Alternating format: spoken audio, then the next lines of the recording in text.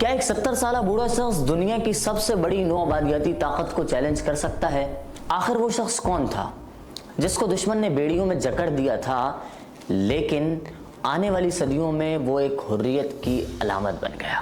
1862 में लीबिया के एक गांव में एक बच्चा पैदा हुआ।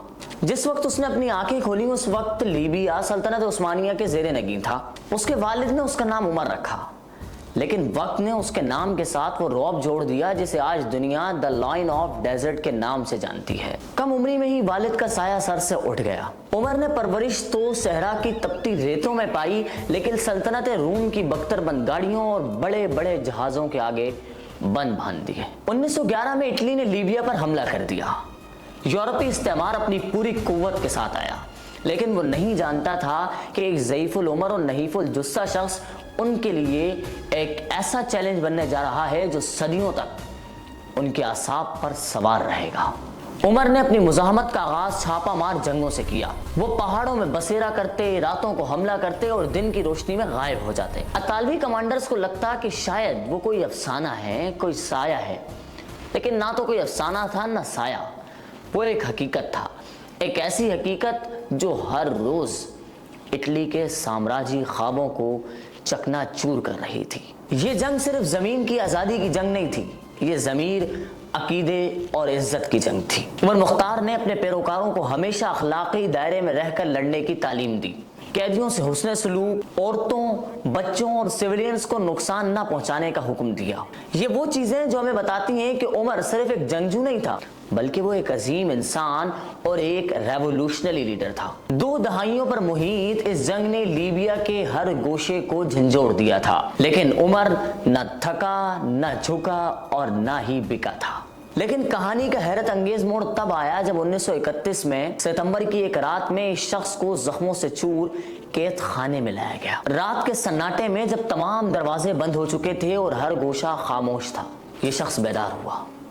इसके होंठ हिलने लगे, जंजीरों की झंकार में आयाते कुरानी गूंजने लगी।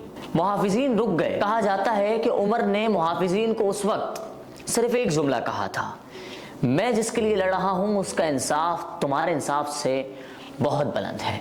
उसे कमरे अदालत में पेश किया गया। सवाल किया गया, क्या तुमने अतालवी कमांडर्स पर हमला किया?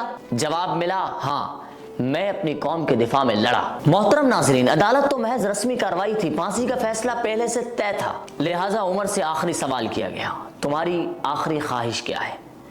जवाब मिला, इन्ना लिल्लाहि व इन्ना इलैहि राजिऊन। और फिर बिलाखिर 16 सितंबर 1931 की वो सुबह आई जब लीबिया की फजाओं में गोली नहीं, एक मुजाहिद की आखिरी सांस की गूंज थी। हजारों लोगों को फांसी घाट पर जबरदस्ती लाया गया, क्योंकि अतालवी चाहते थे कि उमर का खौफ दफन हो, लेकिन वो नहीं जानते थे कि उन्होंने सिर्फ एक शख्स को फांसी दी है।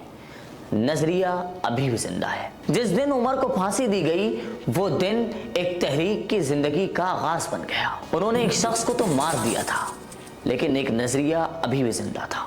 लीबिया के लोगों ने एक रहनुमा खोया था, लेकिन एक निशान पा लिया था, एक चिराग पा लिया था, एक ऐसा चिराग जो आज भी आज़ादी की हर तहरीक को रोशनी बांट रहा है। वक्त गुजरता गया, उमर मुख्तार का नाम महव न हुआ। वो आज भी लीबिया के करेंसी नोट पर मौजूद है। स्कूलों में उनकी तालीम दी जाती है। 1981 में बनने वाली film the lion of desert के जरिए उनको खराज तहसीन पेश किया गया। उमर मुख्तार एक किरदार नहीं, एक तहरीक का नाम है जो हमें बताता है कि दुश्मन के पास वसाइल हो सकते हैं, हथियार हो सकते हैं, असलहा हो सकता है, जेल हो सकता है, अदालतें हो सकती हैं, लेकिन ईमान और अज़म अगर मजबूत हो तो फिर कोई असलहा, कोई वसीला और कोई फांसी घाट इसे दबा नहीं सकता। उमर मुख्तार को गिरफ्तार करने वाले एक अतालवी अफसर ने बाद में कहा था, अगर मेरे पास उमर जैसे 10 अफराद भी होते तो मैं पूरी दुनिया फतह कर लेता। यह एतराफ़ बताता है कि उमर मुख्तार के किरदार को इस्तेमार ने भी तस्लीम किया है, जंजीरों में जकड़कर ही सही। शुक्रिया।